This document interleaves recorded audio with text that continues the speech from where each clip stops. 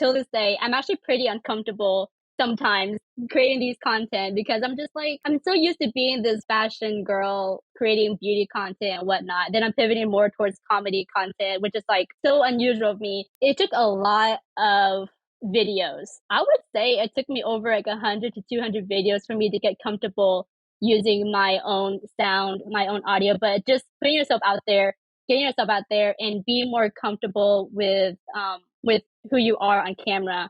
So it's just a lot of repetition, a lot of just getting used to yourself.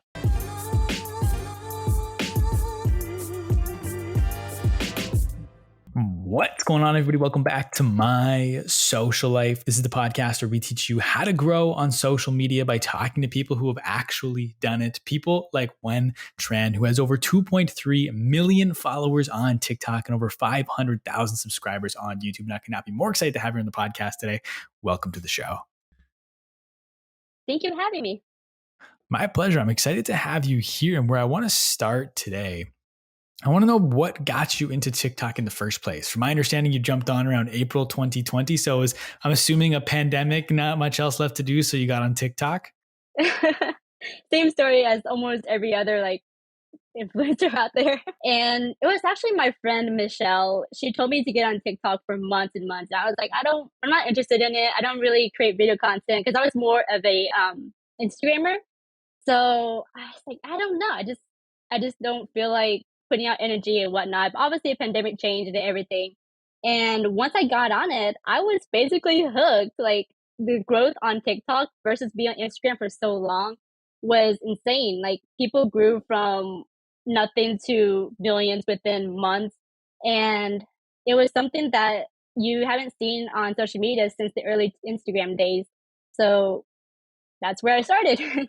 And so what about, like, was it just the growth that captivated you about TikTok, or was there something else about the app that made you want to keep coming back and posting there? I was actually a fashion channel or a fashion Instagrammer for a very long time. And so creating content has always been a part of me. And so when I went on TikTok, that was actually what I initially started to create. But then I saw that there wasn't really much of an audience there for what I was doing. And so I pivoted more towards something very niche, which was creating comedy content. And I saw that there was a lot of racial diversity within the TikTok community. And that kind of made me want to create my own community with people relating to growing up with strict parents. And so I just started to do more different style of videos. I started off as a trendy type of content creator where I just did lip syncing and I just did very short clips of trendy sounds. And I got momentum here and there, but it wasn't actually until I created my own content using my own voice that I started to blow up on TikTok. That's interesting because I feel like a lot of people, the common advice is like, use the trending hashtags, use the trending sounds, and follow all like the trending videos and you'll blow up. Why do you think for you, it was the reverse? So trendy content is good when you don't know what to do. So for me, it was just me testing out different things, trying out different sounds, and seeing what other people were doing. And I saw that people were saying, oh, create short form content or create very short clips, like 9, 10 second clips. And that's what I did. And I saw like I was only getting a few hundred, sometimes a few thousand here and there, it will blow up. But I think it's more of you have to people have to know who you are. So the thing with trendy sounds is that people don't know anything about you. They just know you based on your sound. And so you want to create content using your own voice because your own voice just sounds more organic. It has more it just makes people relate to you more than just a face on a camera behind a sound. And going from Instagram to TikTok, had you been making a lot of video content before, or was it a lot of pictures? And was the shift to TikTok then something you had to overcome, kind of making video content as opposed to photo content? I feel like Instagram, I mostly created photo content back then. And on Instagram for years and years, I would just post and post because there's something I was very passionate about. So I had that type of mentality where I'll just stick through, I'll hustle through because I'm so used to creating content online. And I actually had a fashion YouTube channel for a good 6 months back in 2018. And I stuck with it for 6 months and I saw no growth on that either. So I just kind of gave up on that. And so I had a little bit of, I guess, dip I was able to dip my toes in the YouTube realm for a little bit, creating video content. But it wasn't. But creating comedy content was very new to me, and something I was not familiar with at all. So it was almost like a complete 360 for me, going from taking pretty shots to being some silly person on the internet creating just silly viral content. Where did you find the comfort level then to make that switch? Because for a lot of people, even just getting on camera in the first place is hard enough. But so you're already on camera, but now you're trying to do something completely different. So how do you get comfortable creating this kind of content? I'm actually still till this day, I'm actually pretty uncomfortable sometimes creating these content because I'm just like, I'm so used to being this fashion girl creating beauty content and whatnot. Then I'm pivoting more towards comedy content, which is like so unusual of me. And it was so unusual of my current audience on my previous Instagram as well, which is why I created a new Instagram because it was just a complete change. And it took a lot of videos. I would say it took me over like 100 to 200 videos for me to get comfortable using my own sound, my own audio, but just putting yourself out there, getting yourself out there and being more comfortable with who you are on camera. So it's just a lot of repetition, a lot of just getting used to yourself. I appreciate you sharing that 100 to 200 videos because I feel like a lot of people, especially people, some of the people listening to this, might want to kind of overcome that within like the first 5 to 10 videos or go viral within the first 20 videos. Sometimes these things take a lot of time. So I really appreciate you sharing the fact that it wasn't always easy for you and it took a substantial amount of videos to get to that point where you are comfortable on camera. I was posting like 3 times a day for a good like 4 months, just posting and posting until I got used to what I wanted to do. 3 to 4 times a day. I think let's talk about that actually for a second, because I know, so you're posting 3 to 4 times a day, which people listening to this might be like, wow, that's a lot. I don't even know how to do that. But you were posting 3 to 4 times a day while in school, while also being a mom. You're a parent. How do you balance it? How do you find the time to post 3 to 4 times a day while doing all those other things at the same time? The pandemic hit, so I was at home all day, and that's all I did all day was TikTok. And my daughter was pretty young at the time, so she didn't need as much attention as she does now. But my husband has been able to help me a lot with creating, like, watching her while I create the content. And I was just doing it for fun because a lot of the content I was creating previously were 9 to 10 seconds long, so I didn't even need much of my. So I didn't need to like change characters or anything as much. I just kind of did something and then I just save it and then edit it later on. But it wasn't as scripting or anything like what I'm doing now. So it was a lot easier back then than just now. Okay. So you talk about kind of scripting there. So I'm curious, let's walk through your TikTok process, I guess. I think that's the next natural place to go here. Now that you've kind of, there's more to a TikTok than it was. It's not just 9, 10 seconds anymore. It's not just filming quickly. Like there's thought, there's a lot of intention that goes into it. So I'm curious, like, first off, I guess the first place starts your ideas. How do you come up with ideas for your TikToks? So there's a saying that trauma creates very creative ideas. So I grew up with as a child of immigrant, and my parents were always strict on me. So I kind of just used that idea growing up with strict parents as kind of like my stepping stone to creating the content I do now. And I just created a lot of series based on what I saw that was working for me. So a lot of my content nowadays are just series of series. Um, and yeah, so and then I on top of that, like I actually don't spend much time on TikTok because I feel like it's a lot of consuming but not enough producing for what I want to get done. So I actually go on YouTube to find content because YouTube is easier. It's easier to search content. It's easier to find content, and content that was actually posted 10 years ago are starting to resurface because I've been searching just for comedy style content. And it's funny because they're still relevant to what I'm posting today. So I use I use YouTube as like basically my place to find creative ideas. Interesting. So, like, what are you searching up on YouTube then that kind of helps you find, like, that helps you come up with these creative ideas? Growing up with now, obviously everyone is can relate to growing up with strict parents. So that's something I search for very much. And just more very lighthearted, relatable content like your your friends, or how your friends act, or how your parents act in a certain situation, things that the general population can kind of relate to. So anything lighthearted, when you get, what is it, types of people who drive or types of people um, who act this way under certain circumstances. So just anything comedy related. Okay, that's an interesting point that you make. That like some of this content you said it might even be like 10 years old, but that's right. Like that was probably the era of when skits were really popular on YouTube. So it's cool to see that kind of that cycle repeat itself again. Now that you're using that previous cycle to kind of inspire the current one, that's super interesting to me. How do you then take, because obviously with YouTube it's a little bit longer form than a TikTok. So how do you take an idea from like we'll say like a 7, 8, 10 minute video to a TikTok, which is like 45 seconds to 2 minutes, we'll say? Like, how do you condense those ideas into a shorter form? I would say with YouTube, it's a lot more wordy. So there's a lot of fluff you can cut off from YouTube and translate it to TikTok content. So I try to make every second of my TikTok count. Like everything I say has to be important because if it's a very cliche phrase or if it's a very like generic phrase, people will scroll past immediately. But if you can make add humor to even like the split second, or is it every couple of seconds add some type of humor to it, people will continue to watch.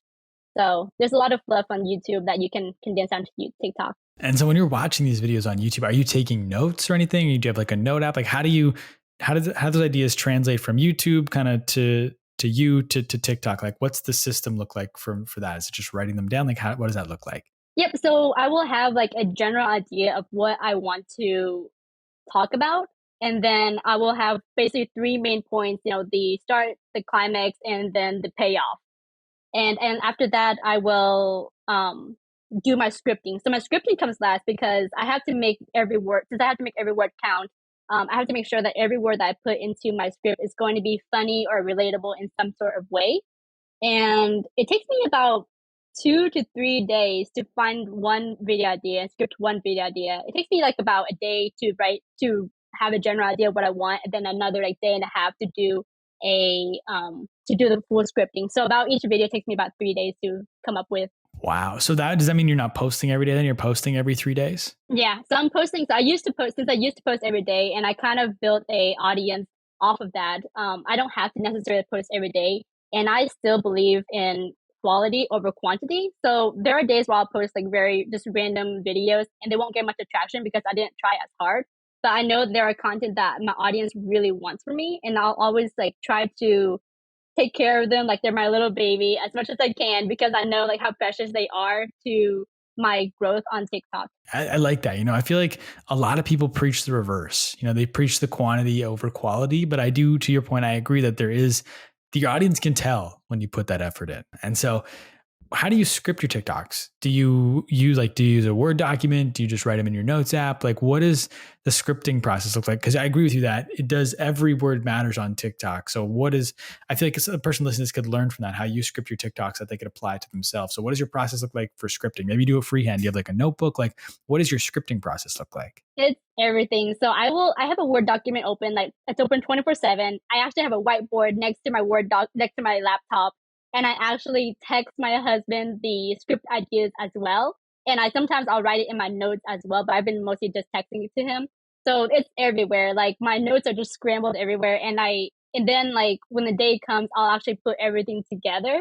But for now, we've just been kind of just scrambling it all around. Like, because the thing about my video ideas is that it'll randomly come to me during the day. Like I can't just sit down and expect to have an idea right there, right then. I have to just take my time throughout the day, just have like random ideas of what can be funny or what can be relatable to my audience, and I just look at every day for humor. So I'll I'll go to school, then I'll think about what can be funny during school that people can relate to, what can be funny at the store that people can relate to. Just finding inspiration in everyday experiences is what is the key thing. And writing for humor is tough. Like trying to get people to, because everyone that watches your videos, they are supposed to laugh at a specific point in time that you're kind of planning as you're writing. How do you think about that in your writing process? Like how do you write the punchline of these jokes that hopefully everybody's laughing at the same point? There's this really great book called How to Write Funny, and I highly recommend that book. So in the book, the author talks about ways that you can, things that people will find funny. So the highest level of humor is actually satire, which is the level that I really want to get to at one point. And one of the other style of humor is through physical comedy. So like punching someone down. You never want to punch up, you want to punch down. And um the style of humor that I typically go for is physical comedy at some point in my videos. And the thing about me, my style is that I like to switch to different scenarios every 9 to 10 seconds because it keeps my audience engaged. So there's going to be like my video is almost kind of like Vine. Are you familiar with Vine? Pretty sure. So they're very like short, 6 to 9 second clips, and I kind of get my inspiration from the style of videos because I feel like people today still watch Vine if they could, and so I make my scenes very short and very cut to the chase, and every scene has to be funny one way or another, whether it's in what I say or whether it's in physical comedy. So that's how I kind of split my ideas. And I want to jump back to something you said that you're talking about how with that book, How to Write Funny, the highest level of comedy is satire, and you want to work up to satire. How do you work up to writing satire? Like how do you have deliberate practice with a creative work? Like when you're an athlete, let's say you're a basketball player, if you want to get better at a specific shot, you can just take that shot over and over again. But as creatives, it's tough to kind of have a deliberate practice like that. So in your mind right now, how do you practice and work up to getting to satire?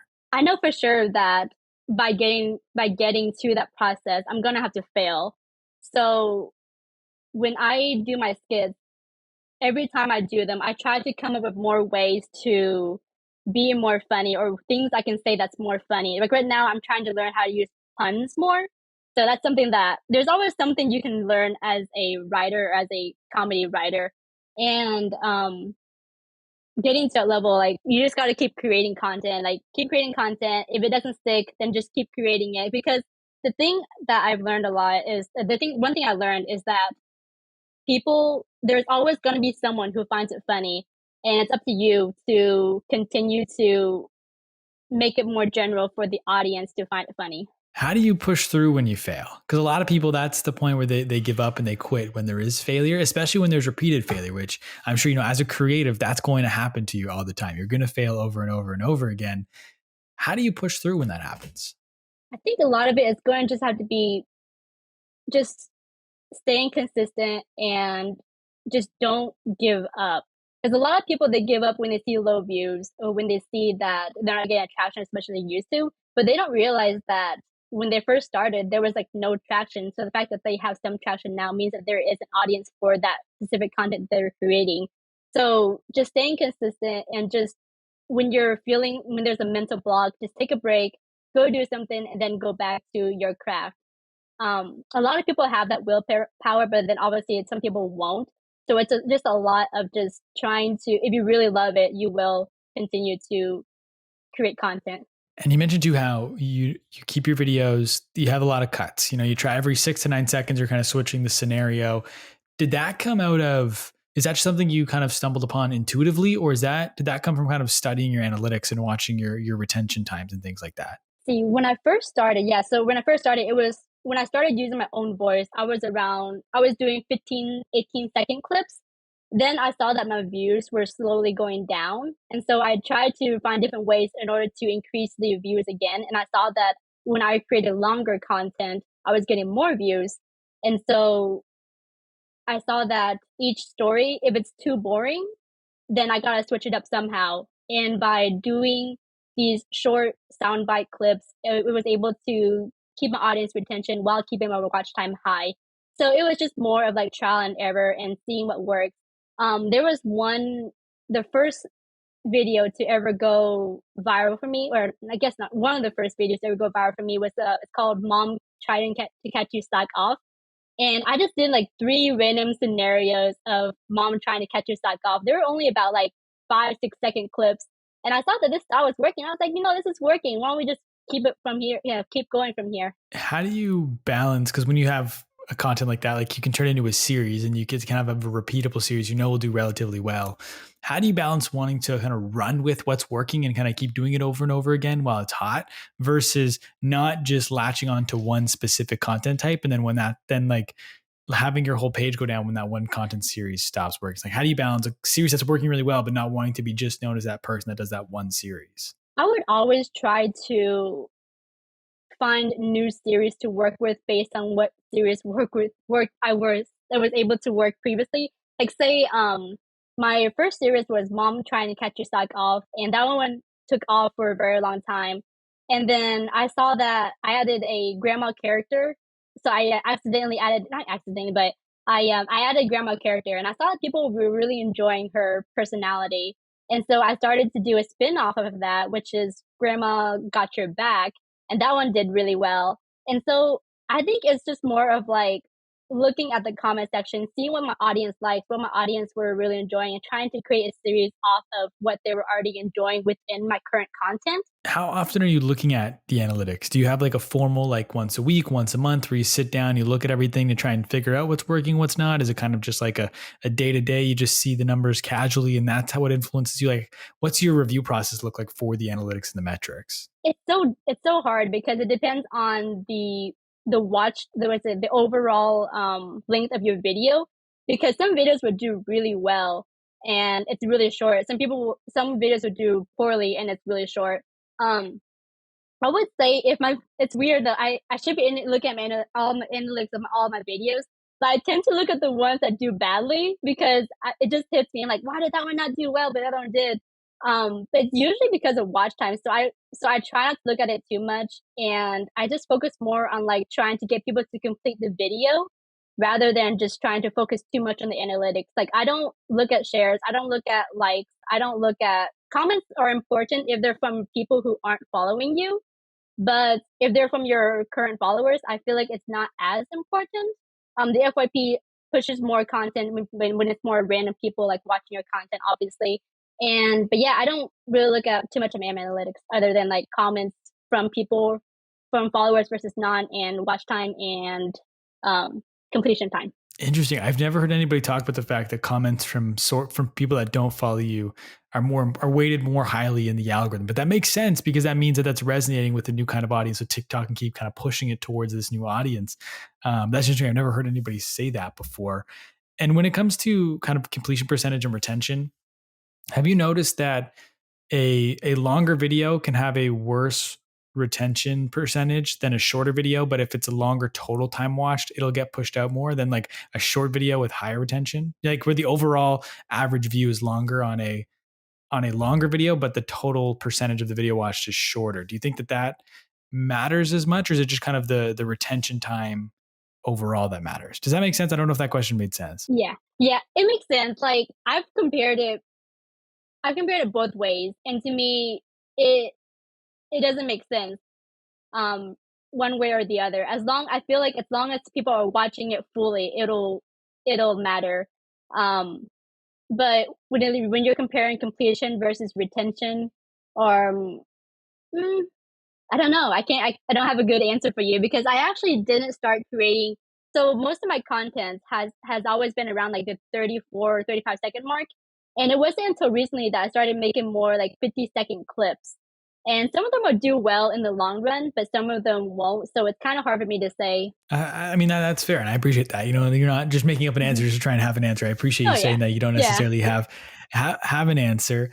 And I'm curious. One thing for attention that you're doing is obviously you're having the quick cuts, the quick scene changes every 9 seconds, 6 to 9 seconds. Is there anything else you're doing to increase retention in your videos, or is that the main one? I noticed recently, like when I try to incorporate more um, things that my audience love personally, it'll get more views. So say I talk about, are you familiar with the K-pop group BTS?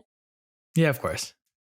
So of course, I did a video recently where in my caption I was like, "Who else is a BTS fan?" And that was actually like the one of the first times I actually got 300 comments in a while, and it was just from that one question. So I feel like tapping into what your audience likes outside of your content, like something more like pop culture related, it'll definitely get more views. Interesting. And I also think with that video in particular that you're talking about, you didn't mention BTS until later in the video. So it's not like you'd ask a random question that's unrelated to your video. So you're asking a question based off something that happens near the end of the video. So people are going to watch through to try and figure out where BTS shows up in that video as well. Exactly. I like that a lot. Is leveraging the caption to help increase your retention. What about hooks? Because when I think of a TikTok hook, I like with my content, like you've seen a couple of it where I'm talking directed camera. So when I think of a hook, I'm thinking of like a bold statement that's going to catch your attention right off the hop. But like for you, it's a different approach because you're doing skits and stuff. So it's not like you're going to look to the camera, make a bold statement to get people to watch. So how do you think about doing hooks with skit videos? My audience. So I guess for me it's different because I already have a loyal fan base, so I know which type of content is going to work for me. If I were starting out and I want to hook the audience, I would have to do something very impactful within the first 3 to 5 seconds. So whether it's like some kind of punchline or some kind of funny thing happening within to the person or in within the video, that'll keep the audience retention. But the thing is that even if you keep your audience attention for those first 5 seconds, you got to make sure you maintain the audience attention throughout the video as well. Because if it's funny in the first 5 seconds and it's not funny within like the next 10 seconds, people are going to scroll past anyways. So for the hook, I don't really know. Like, I guess you can say like you just got to cut right to the chase. You got to make something happening within the first 2 3 seconds. So something very impactful happening. Based what you said earlier. And how do you get somebody from a viewer? How do you turn a viewer into a follower on TikTok? What do you like? What do you do? Is it just like, is it viewer satisfaction? So they really like the videos, they subscribe. Like, how do you think about converting your viewership into subscriber or into followers? Yeah, definitely viewer satisfaction.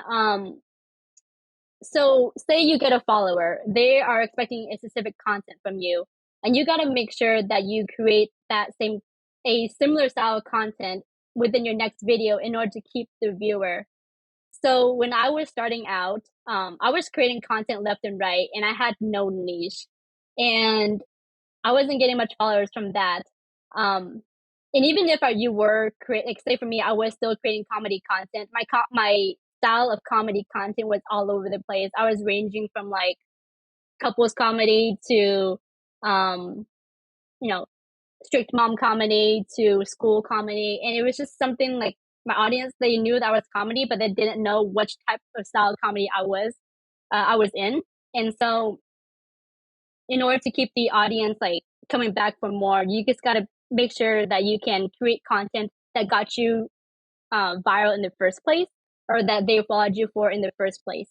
That's an important thing. I used to keep creating content that they showed up for, because you see so many people go viral for this random video that has nothing to do with the rest of their content, and then people follow them, but then the rest of their views aren't good because the content they went viral for has nothing to do with the rest of their videos. So how do you kind of, with that in mind, how do you make sure you enjoyed this content first? Because it would have been bad if you created a certain content type that you didn't enjoy making and went viral for that and had to keep creating that. So how do you make sure, you kind of talked about comedy videos was something you weren't necessarily comfortable with in the beginning. How did you make sure you enjoyed those before you went viral? Because I feel like some people, they're just so focused on getting attention. They don't stop thinking about what they want to get attention for. So how did you kind of think through your comedy videos and know that this was something you're going to be okay creating for the long haul? I think it was just something that I know universally a lot of people can relate to. And so when my first viral moment hit, I was able to create more content off of that because it was something that I knew I can definitely create more content from. It was more of doing a lot of random things in the beginning and then finding something you're comfortable with. And I was actually creating that style of comedy through trendy sounds before. And I was doing it for a good, I would say like the strict parent type of persona comedy. I was doing it a month before it went viral. So it was something that I was already kind of like used to doing. And so it blew my mind the fact that when I switched to use my own voice was when like it started to blow up more. When somebody watches one of your videos, what do you want the feeling to be? What should their takeaway be after they watch one of your videos? Definitely positive. I don't want like people to follow me because of some kind of like dark joke that I made or anything. But so I guess my comedy style is just more lighthearted, something more wholesome. So my grandma character is very wholesome and my audience really loves her. So I try to make more content around that character that everyone can kind of enjoy and love. And I just want to be able to give my audience a good feeling for the day. So even if it's within a 30-second clip. I like that. I feel like we're seeing a slowly seeing a shift to more positive type content. I feel like for a long time it's been the negative videos, the videos make fun of other people. Those have been the most popular. But I think we're starting to see that shift now where more positive and feel good content is starting to be some of the more popular stuff. I would say, like, especially with the pandemic, everything was so negative on social media. And so I just want like my place to be kind of like a safe spot for my audience to come and enjoy something more lighthearted that can get rid of like their bad feeling of the day, even just for 30 seconds. And with your audience, you're making their day, but how do you deepen that connection with them? Because there's one thing for them to be someone that watches your video, but how do you turn kind of a follower into a fan? Essentially, how do you build that community and deepen that connection with the people that watch your videos? There's actually a really good book called Super Fans by Pat Flynn, and I really recommend that to like any content creator out there. So there's two styles of content that I'm now focusing on. So it's one is the general content, which is something that my audience already loves and kind of knows me for. But there's also the nurturing content that I would love my audience to also watch too. But even if it's just like 10% of my audience watching my nurturing content, I'm happy with that. But it's something that I personally enjoy and something that they can watch if they want to get to know more about me. So having those two type of content, but always making the my comedy content my main focus is how I'm able to like nurture my audience. And what would your advice be to the person listening to this that they're not getting a lot of views on TikTok right now? They're struggling. They're putting out quite a bit of videos. They're not getting the views they want. Like, what would your advice be to that person? I would say stick to it and change up what is working or what isn't working. I guess it depends on the person though. Like if they're just starting out, I would say post as much as you can, but create content that you are already passionate about because the worst thing you can do is create a viral content that you can get momentum from. So create content that you're passionate about. And for the people who are currently maintaining their audience, so someone like me, I would recommend to slightly change your content because what I've learned from the algorithm for the past 2 years is that it changes every single day.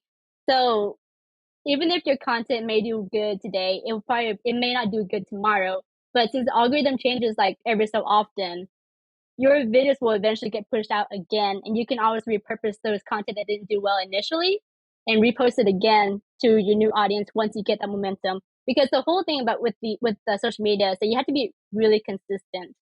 And you can't just post once it does bad and you just give up. You just gotta stay consistent, even if it's like the even if you're not feeling it for the day, even if your viewers aren't there. I've had a lot of moments where my views were like super low and I wasn't happy with where I'm going, but being able to just try to change things up, staying creative is really how you grow because your audience are going to get bored of your content one way or another if you don't change it up. So you have to always try to find new ways to stay creative, new ways to create a series. Series are like probably the number one reason why I'm able to do what I do now. So by creating similar style content in different ways and telling the same story in different situations is how I was able to just continuously entertain my audience without burning out. And for those series, is that just like you wait until a certain type of content takes off and then you just recreate it in those different ways because it's done well in the past? Is that how you come up with series? Or do you just like come up with series, just whatever you think might be a good series, you turn into a series? Or do you let the top performing content become a series? Yeah, the top performing content becomes a series, but also content that I really enjoy to create that I know I can improve on can also potentially become a series. Because with my series, some of them will pop up immediately, but some of them will take me a couple of times to test it out to see what type of pacing works, what type of timing works, what type of like situation works essentially. But some series won't take off until like 3 to 4 to 5 videos later. So just got to keep going what we're really passionate about. What's something you think a lot of people get wrong about creating content for TikTok?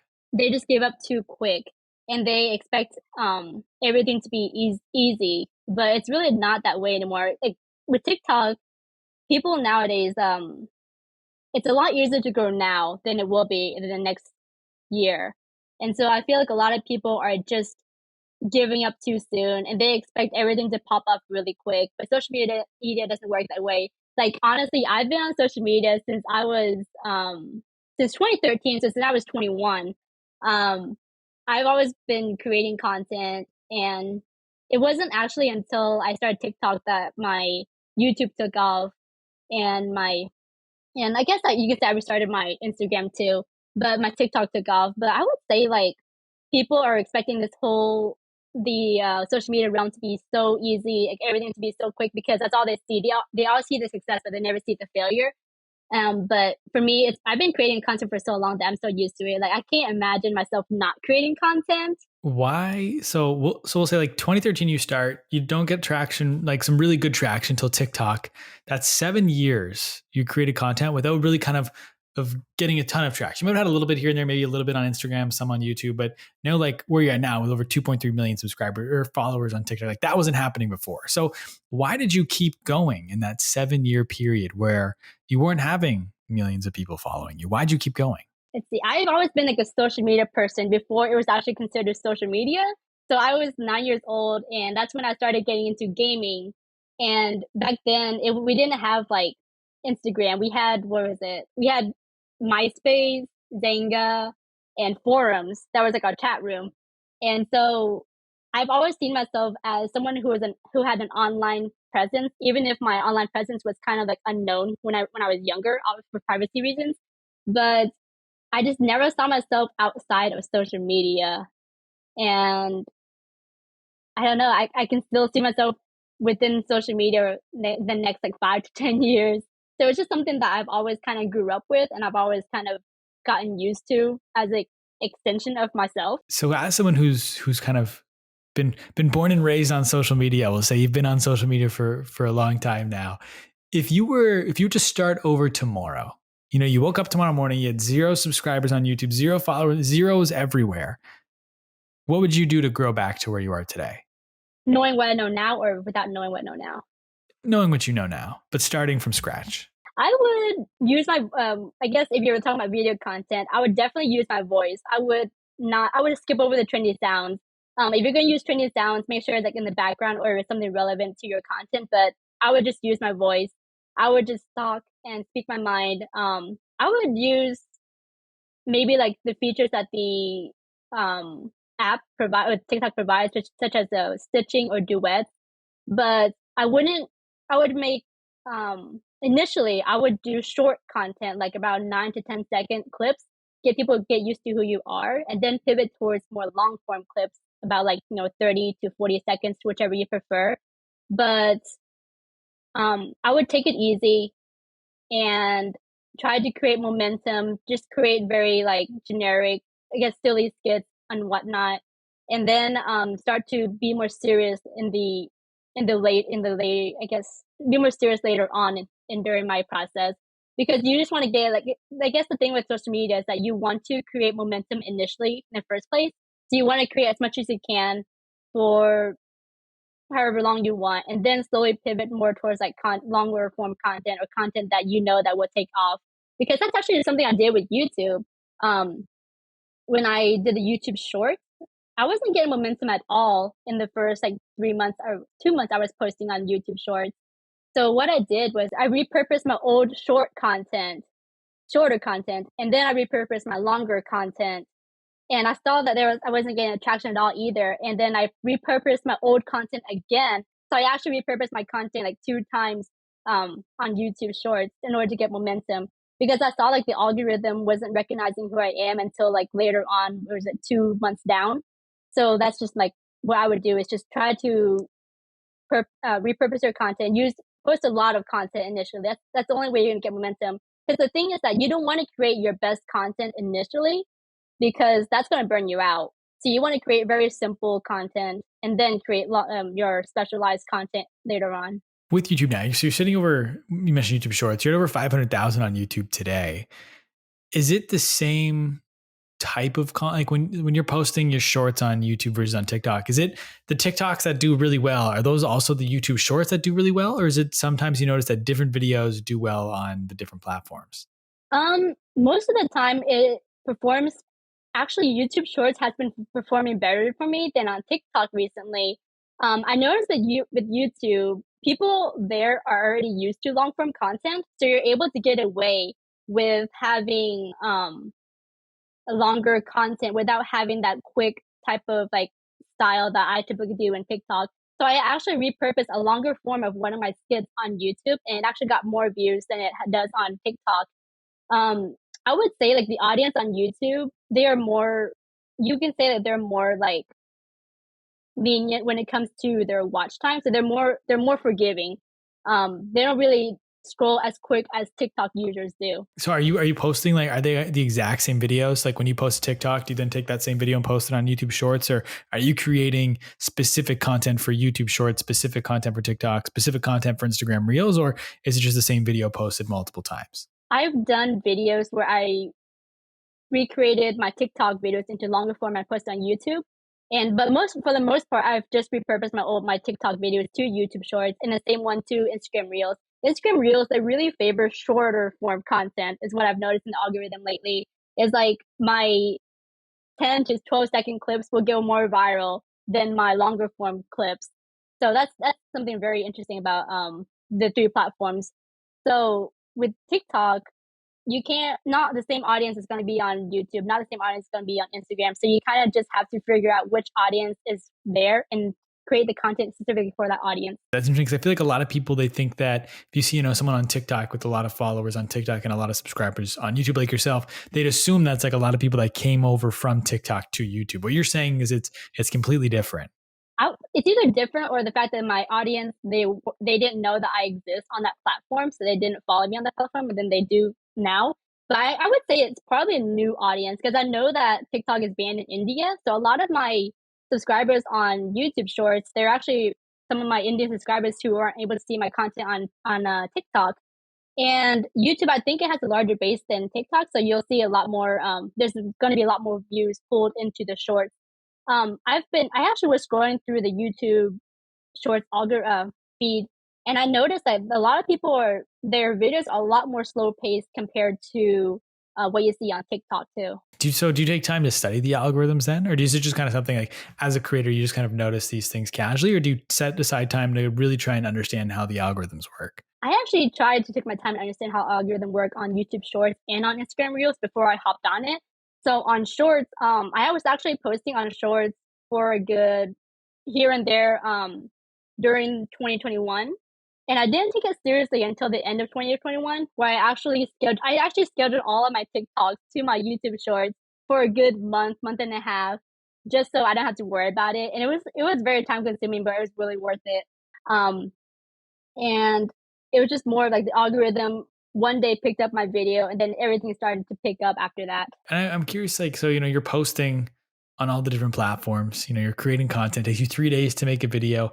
And we talked about, you're also a graduate student, also a parent. Like, what's your day to day? What's your schedule look like to make all this happen? I go to school. I would say I wake up around like 7 or 8 in the morning now. I used to wake up later, but now I've been waking up earlier just so I can get more done during the day. I would go to school from like 9 to 5, and then after that, I would just either script or create content, and then I'll obviously spend my time with my little daughter. And then after she sleeps, I'll create even more content. Like my best time for me to think about video ideas is actually when everything is quiet, when there's no distractions.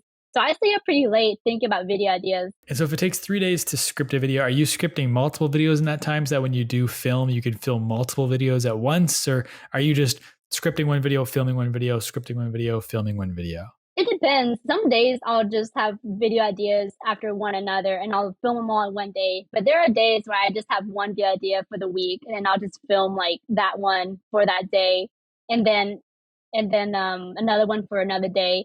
So it's just kind of everywhere. Like I wish I was able to batch content, but with how my schedule is, it's not really that easy.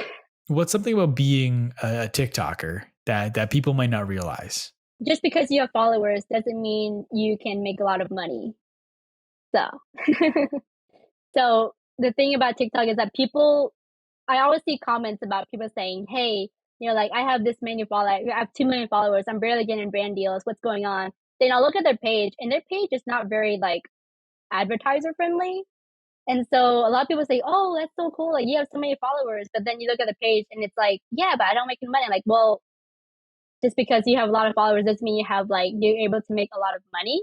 The community is really what helps you get you those brand partnerships. So what's an example of like a page that isn't brand friendly, that doesn't do well with brand sponsorships?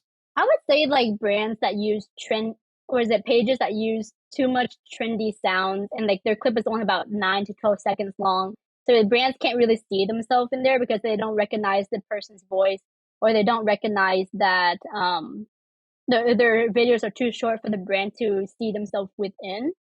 Um, so those type of content, those type of pages, and pages that are more like um, that uses too much dark humor. So advertisers ought to be straight away from that too. For yourself as a creator, you're seeing all the other pages, you're looking at, I know you don't try to spend too much time on TikTok, but I'm sure there is some time that you end up on there anyways. Oh yeah. Do you ever Oh deal with, yeah. yeah. Do you ever deal with like the comparison trap? Definitely. There are people who started the same time as me, and they have like a million followers on Instagram now from that. I'm like, oh my gosh, this is crazy. And they blew up, from from same following as me up to like 8 to 10 million. I'm like, wow, that's insane. Like, how do you get that? But you have to also understand that everybody is in their own path. Um, Not everyone is going to grow the same. Not every content is going to relate to um the audience you're trying to reach. So just trying to stick in your own lane. Try not to compare yourself a lot. Try to create content that brings value to your audience, and you will grow. Because the thing is that you can grow and you can blow up so quick on social media, but if you aren't consistent, then you won't succeed on social media. So for me, I try not to compare myself because I just want to stay consistent. I'm trying to do it for the long run, and I'm trying to just create a community over time. And so what's the long-term vision? Like what's your ideal scenario, the outcome of all this work you're putting in? Like what's the long-term goal? I'm kind of there already. Like I'm happy with where I'm at right now, but at the same time, I just want to be able to create content in the next 5 to 10 years, even if it's not me as the face of my content. I can do something behind the scene because I've developed like by doing all of the stuff that I've been doing so far. I've been able to develop the skill of like creating content through storytelling, through visuals, through understanding what my audience wants. That I can actually, if I wanted to, I can go ahead and like create an anonymous YouTube channel of content that I also enjoy, like behind the scene without my face in it.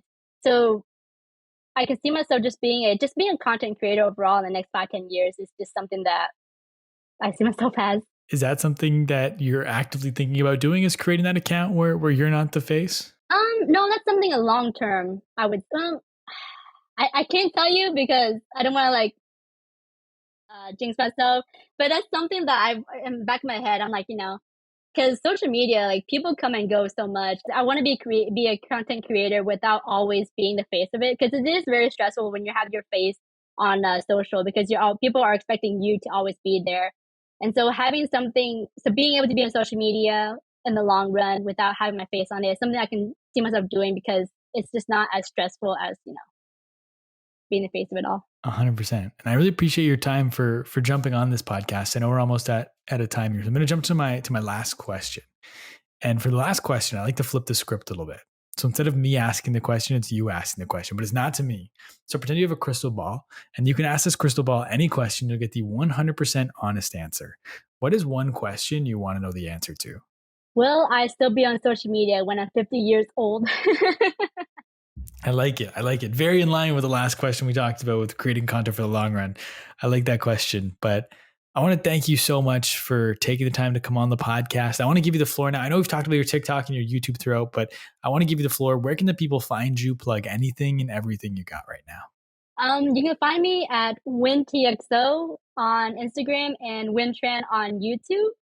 And yeah, that's in TikTok, obviously, but that's where I'm at. Awesome. Well, make sure everything's linked in the show notes down below so people can find it. And I want to thank you once again for taking time to come on the podcast. And I want to thank everybody for listening. Whether you've listened the entire way through or you only listen to bits and pieces, I really appreciate you for taking time to check this out. Do me a big favor. Go and follow Huyen on TikTok, YouTube, and Instagram. Like I said, everything will be linked in the show notes down below so you can find it. If you'd like to follow me, you can find me everywhere on social media at the Jacob Kelly. Feel free to come and say hello. My DMs are always open. As always, today's podcast is powered by Serve. Thank you once again for listening. We'll talk soon.